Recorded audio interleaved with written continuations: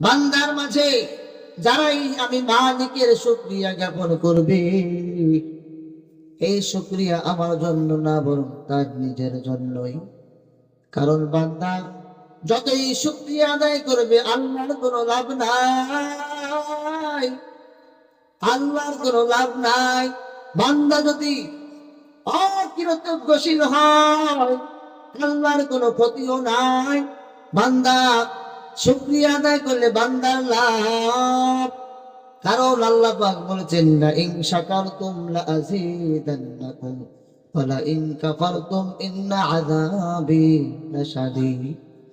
বান্দা যদি শুকরিয়া আদায় করে নিয়ামত বাড়াই দিবে কে? আরো আওয়াজ দিয়ে বলতে হবে কে? আর বান্দা যদি আল্লাহর কৃতজ্ঞশীল বান্দার মধ্যে নাই হয়, আল্লাহ বলছেন ইন্না আযাবি লাশাদীদ, বান্দা আমার আযাব বড় আযাব। আমি বান্দা এ ধরি না, ধরলে কিন্তু বান্দার ছাড় না। তাহলে বলতেছিলাম আমাই ইয়াশকুরু ফাইন্নামা ইয়াশকুরু লিনাফসি, যেই বান্দা শুকরিয়া আদায় করবে তার নিজের জন্যই করে, আল্লাহর লাভ নাই, আল্লাহর কোনো ক্ষতি নাই। বান্দা শুকরিয়া আদায় করবে বান্দার লাভ হবে, বান্দা অকৃতজ্ঞশীল হবে। বান্দা অকৃতজ্ঞশীল হলে এই আদে বান্দাই ভোগবে, আল্লাহর কোনো ক্ষতি আছে? তাহলে আল্লাহ পাক বললেন আমি লুকমান হাকিমকে প্রজ্ঞা দান করেছি যাতে করে বান্দা আমার কৃতজ্ঞশীল বান্দার মধ্যে হয়ে যায়। কারণ আমি যেই নিয়ামতটাকে দান করেছি সব মানুষকে আমি এই নিয়ামত দান করি না। সুবহানাল্লাহ। এরপরে আল্লাহ পাক রব্বুল আলামিন ওনার যেই কথাগুলি ওনার সন্তানকে 10টা নসিহত করতে, কয় নসিহত? আওয়াজ দিয়ে বলুন, কয় নসিহত? মুখস্থ রাখবেন তো ইনশাআল্লাহ।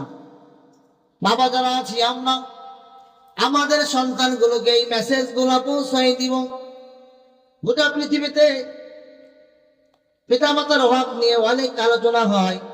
আমি যত জায়গায় আলোচনা করতেছি বর্তমান সময়ে পিতামাতার খেদমত নিয়ে আলোচনা করি না। কারণ আমরা ছোটকাল থেকে দেখে আসতেছি শুধু পিতামাতার হক, পিতামাতার হক, পিতামাতার হক। ও মুসলমান, বড় দুঃখ হয় পিতামাতার হক নিয়ে অনেক আলোচনা হয়, সন্তানের যে হক আছে এই হক নিয়ে আলোচনা কেউ করেন। সন্তানের হক আছে না নাই? সন্তান দুনিয়া আসার আগে দুটো হক আছে, ভূমিষ্ঠ হওয়ার পরে 12টা হক আছে। এই মোট 14টা হক। বাবা মা যদি 14টা হক সন্তানের জন্য আদায় করে তাহলে ওই সন্তানের কাছ থেকে পিতা মাতার হক আদায় ঠিক করে পাবে। যেই মা বাবা সন্তানের হক গুলো পিছনে আদায় করে নাই, সামনে ওই সন্তানের পক্ষ থেকে পিতা মাতা ঠিক মতো হক পাবে না। বাস্তব কোথায় যাই? আপনি সন্তানের হক আদায় করবে না, ছোটকাল থেকে করেন নাই। সন্তান ভূমিষ্ঠ হওয়ার আগে দুটো হক, এটা আদায় করেন নাই। সন্তান ভূমিষ্ঠ পরে 12টা হক, এটা আদায় করেন নাই। কিন্তু সন্তান যখন বড় হয়ে যায় তখন বলে হুজুর একটু পিতা মাতার খেদমত নিয়ে আলোচনা করিয়েন। বলে কেন? বলে সন্তান কথা শোনে না, আছে না নাই? কিন্তু না না, এটা আর হবে না। কারণ যেটা ছোটকালে হতো সেটা বড়কালে হবে না। 40 বছর হয়ে গেছে, 30 বছর হয়ে গেছে, এখন ওই সন্তানকে পিতামাতার হক বুঝায় নেওয়ার কাজ হবে না। আপনি প্রথমেই সন্তানের হক গুলো নষ্ট করে আসছেন, যার কারণে সন্তান এখন আপনার হক আদায় করবে না।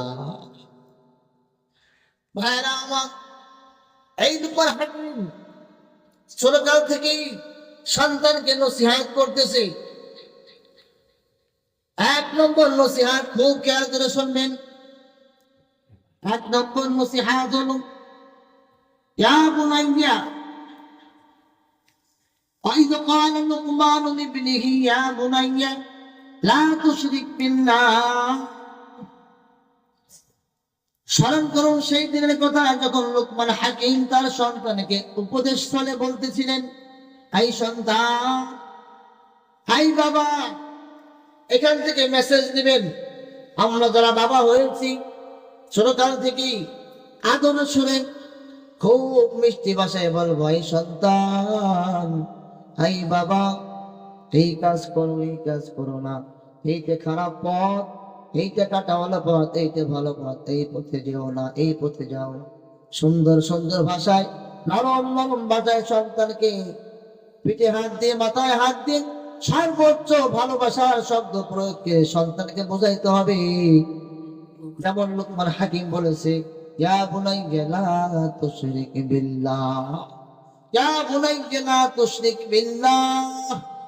এই সন্তান, আল্লাহর সঙ্গে শিরিক করবা না। প্রথমেই সন্তানের কানে পয়গম লোকমান হাকিম সন্তানের কানে তাওহীদের বাণী শোনাই দিচ্ছেন, আল্লাহর সঙ্গে শিরিক করবা না। শিরিক বোঝেন তো? শিরিক, শিরিক করবা না, আল্লাহর সঙ্গে শরীক করবা না, আল্লাহর সঙ্গে শরীক করবা না। আল্লাহ আছে, আল্লাহর মতন আরেকজন আছে, এটা কি শরীক। আল্লাহর সঙ্গে শরীক করবা না। আল্লাহ তো এক বেনিয়ার সত্তা, আল্লাহর মতো ভিন্ন কোনো আল্লাহ নাই, আল্লাহর মতো অন্য কেউ নাই। আল্লাহ ওয়াহিদ। আল্লাহ কি? আল্লাহ এক। আল্লাহ ছাড়া ভিন্ন কোনো মাহবুব। প্রথম সন্তানকে বলেছে, ওই সন্তান, আল্লাহর সঙ্গে শিরিক করবা না, কারণ শিরিক হচ্ছে বড় গুনাহ। শিরিক হচ্ছে বড় গুনাহ। যেই ব্যক্তি শিরিক করবে সেই ব্যক্তি মুশরিক হয়ে যাবে, ইমানদারের খাতা থেকে নাম চলে যাবে, মুশরিক বেঈমান হয়ে যাবে। ভাইরা আমার, ভালো করে মনে রাখেন, শিরিক নিয়ে একটু কথা বলতেই হয়। শিরিক হলো এমন বড় জুলুম, যার পরে কোনো জুলুম নাই। শিরিকের ব্যাপারে আমাদের নবীকে আল্লাহ পাক বলতেছেন, লা ইন আশরাকতা লা ইয়াহবাতান্না আমালুক। এই পয়গম্বর, আপনি যদি শিরিক করেন, লা ইন আশরাকতা, আপনি যদি শিরিক করেন, লা ইয়াহবাতান্না আমালুক, আপনার সকল আমলগুলো বরবাদ করে দেব, বরবাদ হয়ে যাবে। ওয়ালা তাকুনান্না মিনাল খাসিরিন।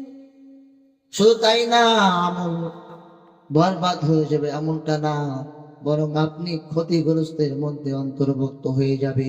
নাউজুবিল্লাহ বলবেন না? আল্লাহ পাক আমাদের নবীকে বলতেছে, নবী, আপনি যদি শিরিক করেন আপনার আমল বরবাদ হয়ে যাবে। নবীর যদি আমল বরবাদ হয়, তাহলে আমাদের কথা কোথায়? হ্যাঁ, আল্লাহ পাক কোন জায়গায় বলেছেন, ইন্নাল্লাহা লা ইয়াগফিরু আন ইউশরাকা বিহি ওয়া ইয়াগফিরু মা দুনা যালিকা লিমান ইয়াশা। আল্লাহ পাক বলছেন, শিরিক ছাড়া বান্দা যদি অন্য কোনো গুনাহ করে তাহলে বান্দাকে ক্ষমা করা হবে, কিন্তু যেই ব্যক্তি শিরিকের গুনাহ নিয়ে যাবে তাকে ক্ষমা করা হবে না। শিরিক এমন একটি বড় গুনাহ, শিরিকের গুনাহ আল্লাহ ক্ষমা করবে না। অন্য অন্য হাজার গুনাহ থাকলে বান্দা ক্ষমা হবে, কিন্তু শিরিকের গুনাহ আল্লাহ ক্ষমা হবে না।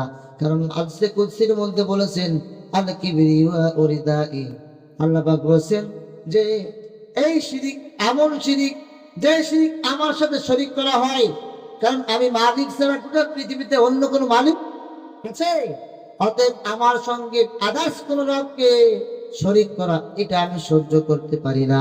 অতএব বান্দা শিরিক করো না। পয়গম্বরকে বলে দিয়েছেন, শিরিক করেন না। শিরিক করলে আপনার সব আমলগুলো বরবাদ হয়ে যাবে। শিরিক করলে সব আমলগুলো বরবাদ হয়ে যাবে, আপনি ক্ষতিগ্রস্ত হয়ে যাবে। ভাইরা আমার, আল্লাহ পাক সূরা মাইদার মধ্যে বলেছে, ইন্নাহু মান ইউশরিক বিল্লাহি ফাকাদ হারামাল্লাহু আলাইহিল জান্নাহ। আল্লাহ পাক বলেছেন, যেই ব্যক্তি শিরিক করবে তার জন্য জান্নাত হারাম। অতএব ফাইনাল জবাব হলো, শিরিক করা যাবে না। শিরিক হচ্ছে মস্ত বড় গুনাহ, যেই গুনাহ করলে আল্লাহ পাক ক্ষমা করবে না। শিরিক সাথে আপনার হাজারো যদি গুনাহ হয় আল্লাহ পাক ক্ষমা করবেন, তবে শিরিকের গুনাহ কিন্তু ক্ষমা করবে না। ভাইরা আমার, ভালো করে মনে রাখেন, শিরিক 3 প্রকার। কয় প্রকার? শিরিক প্রথমে 2 প্রকার। কয় প্রকার? আর মুখস্থ রাখবেন, শিরিক কয় প্রকার? 1 নম্বর বড় শিরিক, 1 নম্বর কি? 2 নম্বর ছোট শিরিক, 2 নম্বর কি? বড় শিরিক হলো 3 প্রকার। এই 3 প্রকার বড় শিরিক করলে মুশরিক হয়ে যাবে, মুসলমান থাকবে না, নতুন করে ঈমান আনতে হবে, মুসলমান হতে হবে। সেটা আছে 3 প্রকার। কয় প্রকার? ভালো করে খেয়াল রাখবেন। 1 নম্বর হলো আশরিকু ফিল উবুদিয়্যাহ, ইবাদতের ক্ষেত্রে শিরিক। ইবাদত হবে কার জন্য? কার জন্য হবে? আপনি ইবাদত করবেন আল্লাহর জন্য। এই গোটা পৃথিবী সৃষ্টি করেছেন কে? ইবাদত তার জন্য হবে।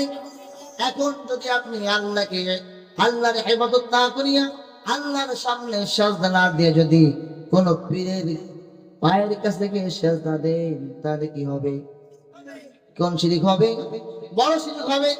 আর বড় শিরিক করার সঙ্গে সঙ্গে মুসলমানদের খাতা থেকে নামটা চলে যাবে, বেঈমানের খাতায় নামটা চলে যাবে। 1 নম্বর আশরিকু ফিল উবুদিয়্যাহ, ইবাদতের ক্ষেত্রে শিরিক। ইবাদত একমাত্র হবে কার জন্য? আদার্স কোন রব নাই, কোন ব্যক্তি নাই, কোন ব্যক্তির জন্য ইবাদত হবে না। ইবাদত কার জন্য হবে? আল্লাহর জন্য। কার জন্য হবে? একমাত্র আল্লাহর জন্য ইবাদত হবে। আদার্স কোন রব নাই, ভিন্ন কোন মাবুদ নাই, একমাত্র মালিক তিনি, যিনি আমাদেরকে সৃষ্টি করেছেন, তার জন্য হবে ইবাদত। ঠিক আছে? 2 নম্বর কথা হলো আশরিকু ফিল উবুদিয়্যাহ, রব হিসেবে আমাকে আল্লাহকেই মানতে হবে। রবকে আরো ধরে বলেন, রবকে। রব যদি আমরা ভিন্ন কাউকে মানি, এটা কিন্তু শিরিক হয়ে যাবে, আর এটা কিন্তু বড় শিরিক হয়ে যাবে। আর বড় শিরিক হলে কিন্তু ঈমান হারা হয়ে যাবে। ব্যাখ্যা দিতে সময় নাই, ব্যাখ্যা দিলাম না। 3 নম্বর হলো আশরিকু ফিল আসমাই ওয়াস সিফাত। আশরিকু ফিল আসমাই ওয়াস সিফাত, আল্লাহ পাকের গুণবাচক নাম নিয়ে কোন ব্যক্তিকে ডাকলে ঈমান হারা হয়ে যাবে। আল্লাহ পাকের গুণবাচক নাম হচ্ছে কি? আল্লাহ। আল্লাহর নাম কি? আল্লাহ। আল্লাহ পাকের আরেকটি গুণবাচক নাম হলো গাউসুল আযম। গাউসুল, আমাদের সমাজে অনেককে বলতে শুনেছি গাউসুল আযম বড় পীর আব্দুল কাদের জিলানী রাহমাতুল্লাহি আলাইহি, তাকে অনেকে বলে গাউসুল আযম। বলে কি বলে না? গাউস মানে সাহায্যকারী, আযম মানে কি? বড়। বড় সাহায্যকারী কে? কথা বলে। বড় সাহায্যকারী কি আব্দুল কাদের জিলানী? বড় সাহায্যকারী কে? তাহলে বুঝতে পারলাম আল্লাহ পাকের গুণাবলী, গুণবাচক নাম নিয়ে যদি কোনো ব্যক্তিকে ডাকা হয়, তাহলে সেটাও কিন্তু শিরিক হয়ে যায়। আর এটা ছোট শিরিক না, এটা হচ্ছে এমন শিরিক যে শিরিক করলে ইমানদারের খাতা থেকে নামটা কাটা যাবে, বেঈমানের খাতায় নামটা চলে যাবে। তাহলে মুশরিক হয়ে যাবে 3 কারণে। কয় কারণ? ইবাদতের ক্ষেত্রে শিরিক করলে মুশরিক হয়ে যাবে। রব একমাত্র আল্লাহ, ভিন্ন কাউকে রব মনে করলে, রব মানলে, রব বলে ডাকলে বেঈমান হয়ে যাবে, মুশরিক হয়ে যাবে। 3 নম্বর হচ্ছে আল্লাহ পাকের গুণাবলী, আল্লাহ পাকের সিফাতে নাম, গুণাবলী নাম নিয়ে যদি কোনো ব্যক্তিকে ডাকে, সে মুশরিক হয়ে যাবে, ঈমান থাকবে না। অতএব 3 কাজ করলে বড় শিরিক হবে, আর এই শিরিক করলে বেঈমান হয়ে মারা যাবে। ভাইরা আমার, শিরিক কয় প্রকার? শিরিক কয় প্রকার? 2 প্রকার। কয় প্রকার? বড় শিরিক আর ছোট শিরিক। বড় শিরিক করলে বেঈমান হয়ে যাবে, আর ছোট শিরিক করলে বেঈমান হবে না, গুনাহ কবিরা হবে, তওবা করে আমরা আল্লাহর কাছে ফিরতে হবে। বলবো নি কয়টা?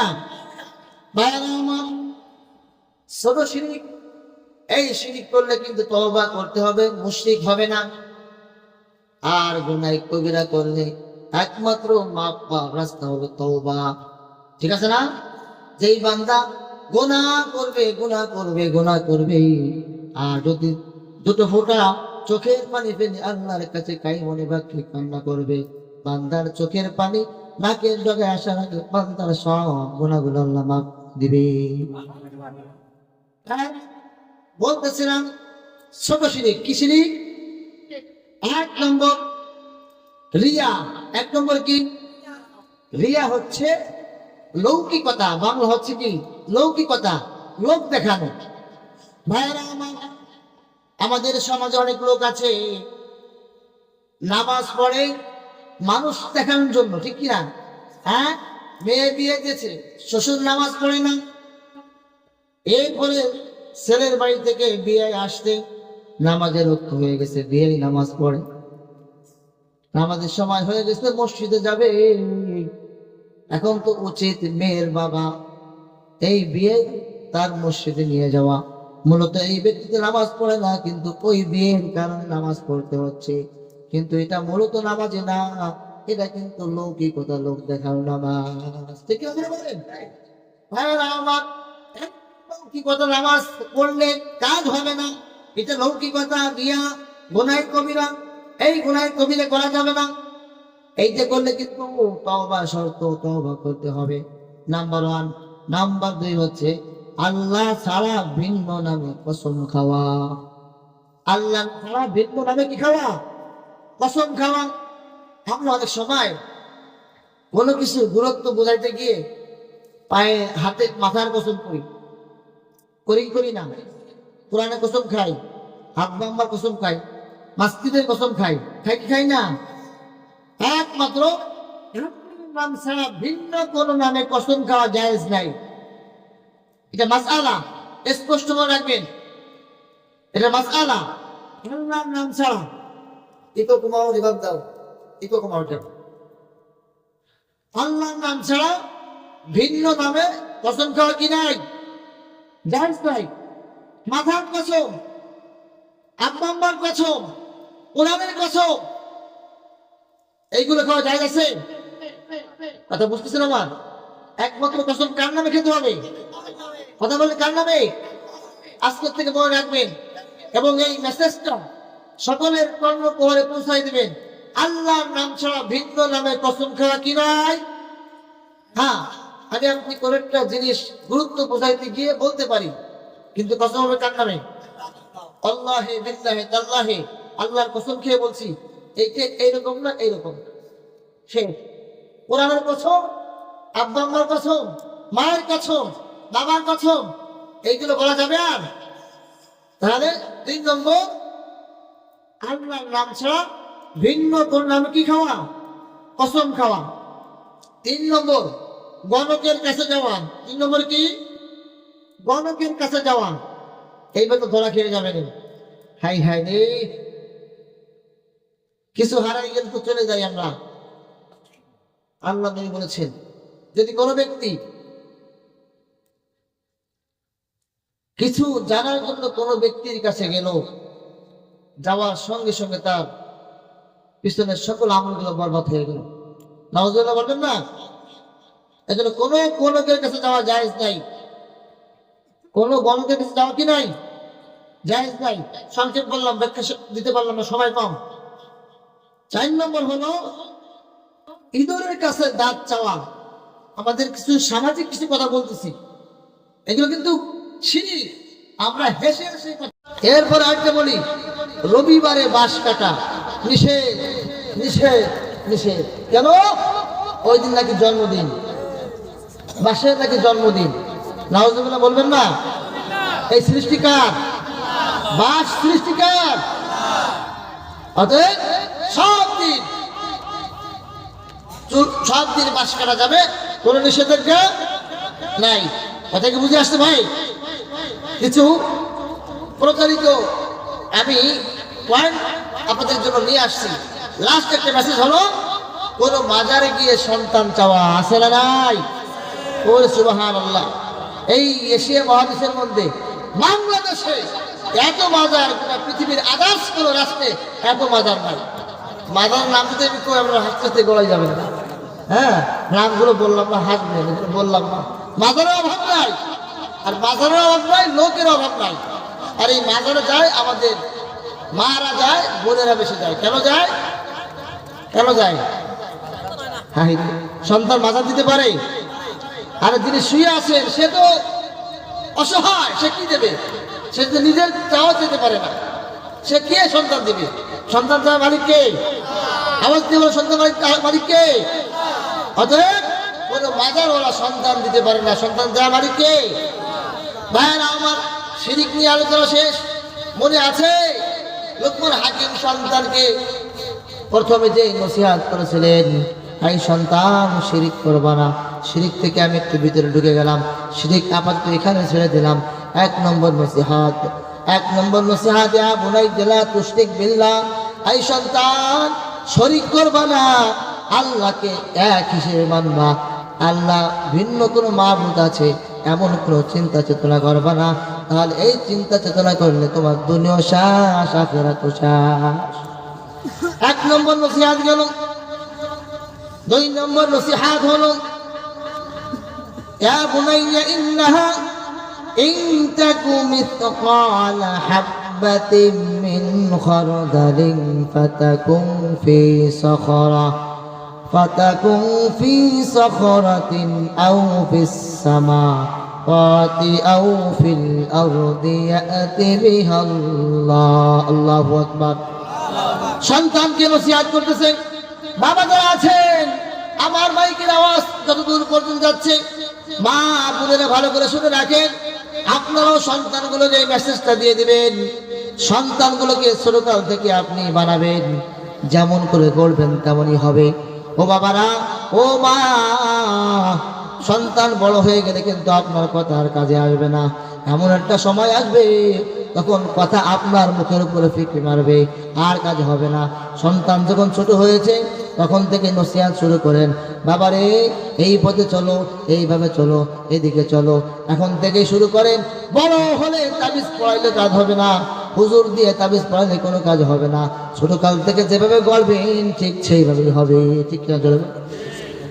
লুকমান হাকিমের 2 নম্বর নসিহত, ইয়া বুনাইয়া ইন্নাহা ইন তাকু মিসকালা হাববাতিন মিন খারদাল, এই সন্তান, ইন তাকু মিসকালা হাব্বা, কোন কর্ম যদি সরিষা পরিমাণ যদি হয়, ভালো কর্ম যদি সরিষা পরিমাণ হয়, আর এইটা যদি পাথর শিলার মাঝে থাকে, পাথরের মাঝে থাকে, আসমানে থাকে, জমিনে থাকে, মহাশূন্যে থাকে, এই ভূগর্ভে থাকে, যদি কোনো ভালো কোনো নেক কাজ অথবা খারাপ কাজ যদি হয়, এটা যদি আসমান থেকে করা হয়, ভূগর্ভেও করা হয়, পাথরের মাঝেও করা হয়, ইয়াতি বিহাল্লাহ, কিয়ামতের ময়দানে আল্লাহ পাক হাজির করে দিবেন। সুবহানাল্লাহ বলবেন না? তার মানে বলতেছে সন্তান, তুমি যদি ভালো কাজ করো, এইটা কিয়ামতের ময়দানে আল্লাহ পাক হাজির করবেন। ফামান ইয়ামাল মিসকালা যাররাতিন খায়রান ইয়ারাহ ওয়া মান ইয়ামাল মিসকালা যাররাতিন শাররান ইয়ারাহ। বান্দা ভালো কাজ যদি একটু পরিমাণ যদি হয়, এটাও কিয়ামতের ময়দানে হাজির করা হবে।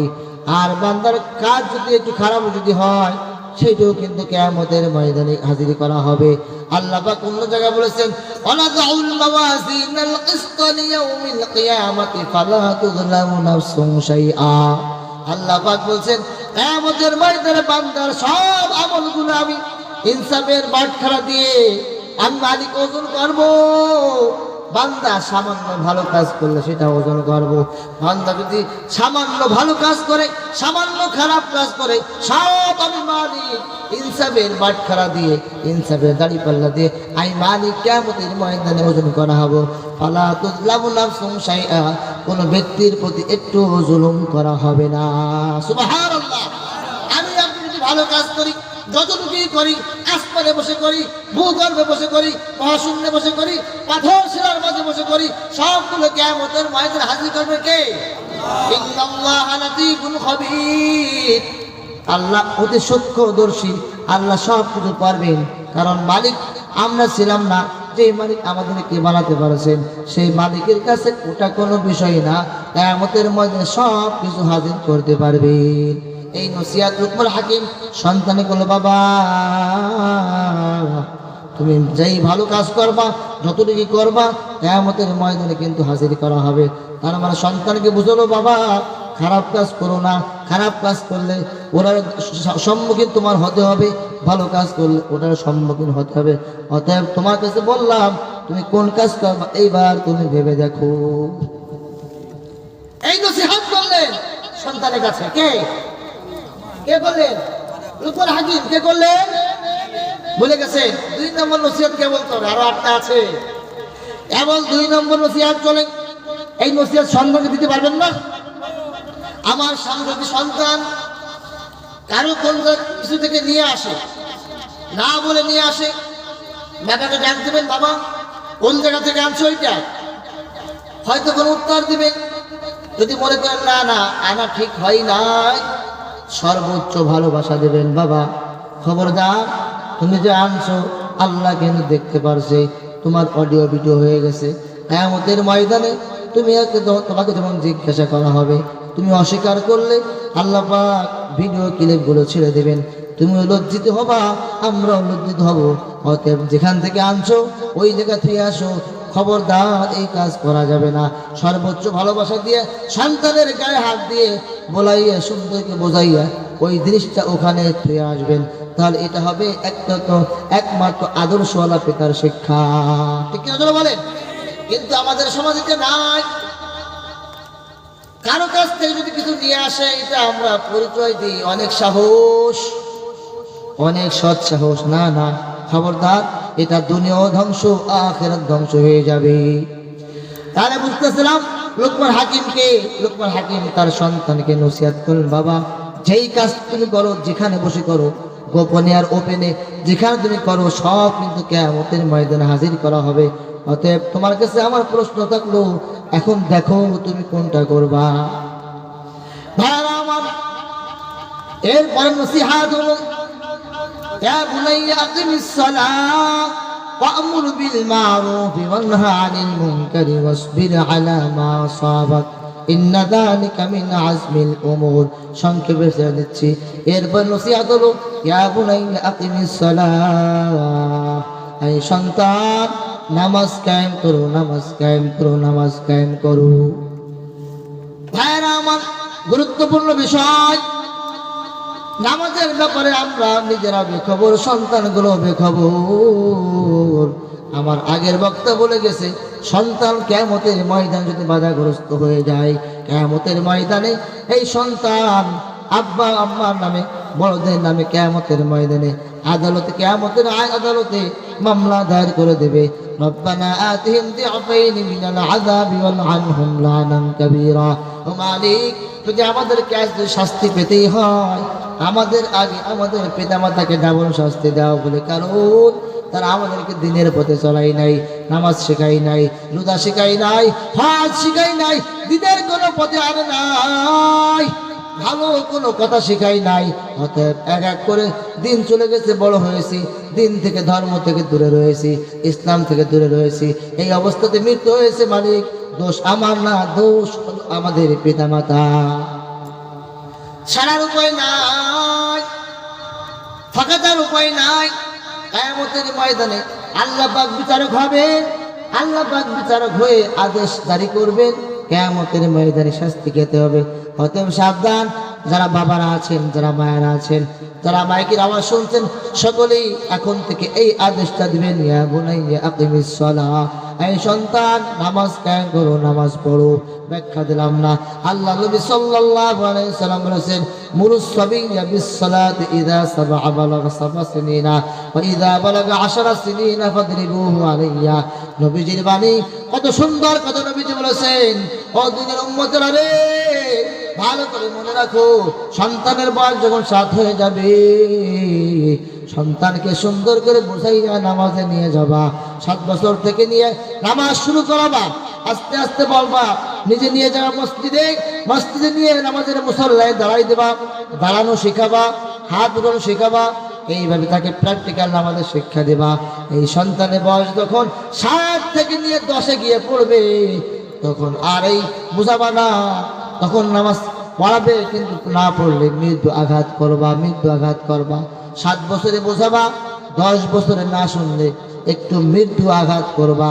দেখবা 7 বছর থেকে প্র্যাকটিক্যাল ট্রেনিং দিলে 10 বছরে গিয়ে আপনার পিটান লাগবে না, বান্দা সন্তান এমনিতেই নামাজি হয়ে যাবে। সুবহানাল্লাহ বলবেন না? কিন্তু বলে হতভাগা, দুর্ভাগা আমাদের, আমরা বাবারা এটা করতে চাই না, 7 বছরের নামাজের আদেশ দিতে চাই না বলে, কারণ সন্তান ছোট বলে 7 চলে যায়, 8 চলে যায়, 10 চলে যায়, 15 চলে যায়, 20 বছরের নামাজের কথা বলি, তখন বলে বাবা তোমার নামাজ তুমি পড়ো, আমি চলে যাচ্ছি মাঠে ক্রিকেট খেলতে। বলে কি বলে না? হ্যাঁ বলে কি বলে না? তখন এই উত্তরই পাবেন, কারণ ছোটকাল থেকে নামাজ শিক্ষা দেন নাই। 20 বছরে যদি আপনি নামাজের কথা বলেন, বলবে আপনার নামাজ আপনি পড়েন, আমি ক্রিকেটে চলে গেলাম, কারণ আপনি ছোটকালে শিক্ষা দেন নাই। এই জন্য পায়ে হাত দিয়ে বলে যায়, বাবা যারা আছেন, মা যারা আছেন, ছোটকাল থেকেই 7 বছর থেকে নবীজির হাদিস নামাজ থেকে নামাজের আদেশ করবেন। 10 বছর হলে একটু মৃদু আঘাত দিয়ে নামাজের মুসাল্লায় দাঁড়াই দেবেন। দেখবেন এইভাবে যদি ট্রেনিং চলে, প্র্যাকটিক্যাল ট্রেনিং চলে, সন্তানকে আর পিটানো লাগবে না, এমনি নামাজি হয়ে যাবে। ভাইরা আমার, সন্তানকে নসিহত করেছে লোকমান হাকিম, ইয়া বুনাইয়া আকিমিস সালাহ, সন্তান নামাজি হয়ে যাও, নামাজ কায়েমকারী হয়ে যাও, নামাজ কায়েমকারী হয়ে যাও। ওয়া'মুর বিল মারুফ, আরেক নসিহত হলো শুধু নামাজ পড়লেই হবে না, নামাজ তো পড়বাই। ওয়া'মুর বিল মারুফ, সৎ কাজের আদেশ দেবা। কি দেবা? কথা বলেন। সৎ কাজ তো নাই, আমরা নিজে করি না, সন্তানকে আদেশ দিই না। সৎ কাজ যে করে তাকে আমরা বাহবাও দিই না। আমাদের সমাজের প্রথা এমনটাই হয়ে গেছে। কি বলে ঠিক কিনা? সৎ কাজ যে করে তাকে আরো উৎসাহ দিতে হয়। সন্তান ওয়া'মুর বিল মারুফ, বাবা সন্তানকে নসিহত করেছে, এই বাবা সৎ কাজ করবা, সৎ কাজ করবা।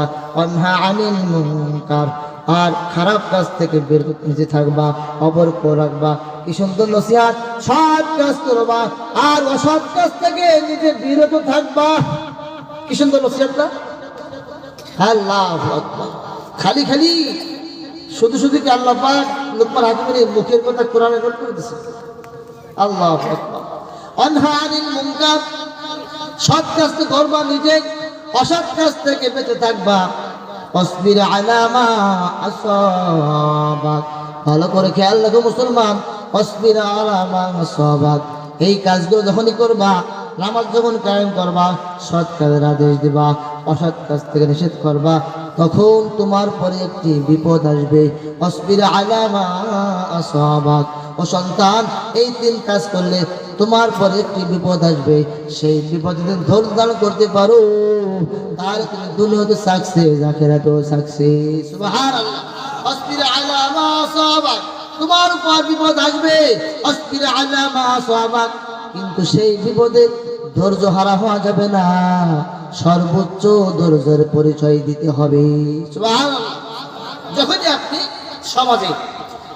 আপনি সমাজে সৎ কাজ করবেন, ভালো কাজগুলো করবেন, দেখবেন অসৎ কাজ থেকে যখন ফিরাবেন, তখন দেখবেন আপনার নেগেটিভ একটি দল দাঁড়িয়ে গেছে। ঠিক আছে বলেন?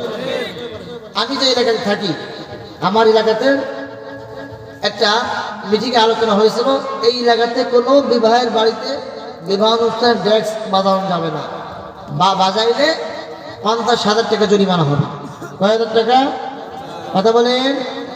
50,000 টাকা জরিমানা। তো এই মাসখানিক আগে, গত মাসে এক বাসায় ডেস্ক সেট বাজাচ্ছে, সেই বাড়িওয়ালা হচ্ছে চরমোনার মুরিদ। সেই বাড়িওয়ালা কি? চরমোনার মুরিদ। এরপরে এই আওয়াজটা আমাদের কানে আসছে, পরে আমি 2 জন মুসল্লি দিয়ে গেছি, যাওয়ার পরে আমাদেরকে বুঝাইছি। তো আলহামদুলিল্লাহ চরমোনায় যায়, মনটা খুব নরম। তো হুজুর আমি এই রাগেতে বাসা থেকে বের হয়ে গেছি, 2টো নাতির আছে, এরা এটি আনছে বাজাচ্ছে, আপনি একটু বলে যান, ইনশাল্লাহ হয়ে যাবে। তো আলহামদুলিল্লাহ আমি যাওয়ার পরে সেখানে ডেস্ক সেট বন্ধ হয়েছে। কিন্তু আমি সেখানে গিয়েছি, ওই এলাকাতে একটা আইন আছে, যার কারণে আমার যাওয়াটাও সহজ হয়েছে, আর তাদের যাওয়াটাও তারা সম্মান করে মানছে। কিন্তু এমন এলাকাতে আছে ডেস্ক সেট যারা চালায়, বক্স যারা চালায়, এই যে বন্ধ করতে গেলে আর এক গ্রুপ দাঁড়ায় যায় যে অমুকের মেয়ে বিয়েতে সব বাঁচলো, আমার কি সমস্যা কোথায়? ওকে ধর, বলে কি বলে না? এই কথাই বলছে যে সন্তান যখন তুমি সৎ কাজের আদেশ করবা, অসৎ কাজ থেকে নিষেধ করবা, তখনই তোমার উপর একটি বিপদ আসবে। এই বিপদে ধৈর্য হারা হয়ে যাবে না। ভাই আমি ছেড়ে দিচ্ছি, অনেক কাজ হয়েছে। তাহলে এই কাজগুলো করলে বিপদ আসবে নাকি আসবে না? অবশ্যই আসবে। আর এই বিপদ আসলে এই বিপদের ফল মিষ্টি হয়। আল্লাহ পাক কোরআন সূরাতুল বাকারার মধ্যে বলেছেন, ইন্নামা ইউওয়াফাস সাবিরুনা আজরাহুম বিগাইরি হিসাব। আল্লাহু আকবার। আল্লাহ পাক বলেছেন, যারা সাবিরিন হবে, যারা ধৈর্যশীল হবে, এদের জন্য আল্লাহ পাকের কাছে বিগাইরি হিসাব, অপরিমিত পুরস্কারের ব্যবস্থা হয়েছে। কারণ তারা অনেক ধৈর্য করে গুনাহ ছেড়েছে, অনেক ধারণ করে কষ্ট করেছে, অনেক বিধানগুলো তারা মানছে। আল্লাহ পাক বলেছেন, এই বান্দাগুলোকে আমি আল্লাহ অপরিমিত আমি বেগৈরি হিসাব আমি পুরস্কার দান করব। সুবহানাল্লাহ। তাহলে বুঝতে পারলাম, বিপদ আসবে, ধৈর্য ধারণ করতে হবে। পুরস্কার দেবে কে? জোরে বলেন কে? এইবার নসিহত শুনেন। আল্লাহ পাক কোরআনে বলছেন, লোকমান হাকিম তার সন্তানকে সামাজিকতা শেখাচ্ছেন। আজ শেষ আলোচনা শুনতে দেবেন ইনশাআল্লাহ। শেষের পথে চলে আসছি। সামাজিকতা শেখাচ্ছে। কি সামাজিকতা? যেটা আমাদের প্রয়োজন। আল্লাহ বলছেন, ওয়ালা তুসাইদ খাদ্দাকা লিন-নাসি ওয়ালা তামশি ফিল আরদি মারাহা ইন্নাল্লাহা লা ইউহিব্বু কুল্লা মুখতালিন ফাখুর। ও সন্তান, তুমি যখন মানুষের সাথে কথা বলবা, সামাজিকতা শেখাচ্ছে, খুব ভালো করে মনে রাখবেন। তুমি যখন মানুষের সাথে কথা বলবা, তখন মুখটাকে ঘোরাইয়ে অন্য দিকে নিবা না। এটা বেয়াদবি, ঠিক কিনা জোরে বলেন? আপনি কথা বলতেছি, কিন্তু কথা বললে আমার দিকে তাকায় না, ভিন্ন দিকে তাকাই, এটা বেয়াদবি। আমি যদি কোনো ব্যক্তিকে ডাক দিই আর কথা বলি, আমার উচিত ওই ব্যক্তিকে ফেস টু ফেস হয়ে কথা বলা, ঠিক কিনা জোরে বলেন?